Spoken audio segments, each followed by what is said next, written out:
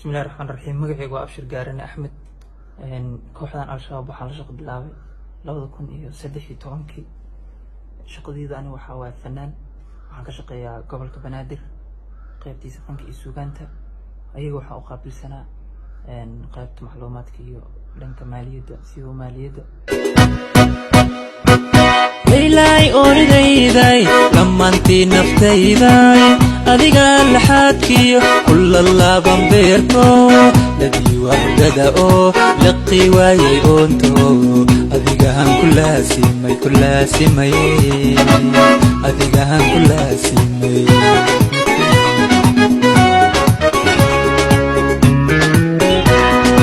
إلهي أريداي لما أنتي نفتيداي أديك لحدكي كل الله بمبيركو لدي وحدة لقي واي أنتو أديك هم كلها سيمي كلها سيمي أديك هم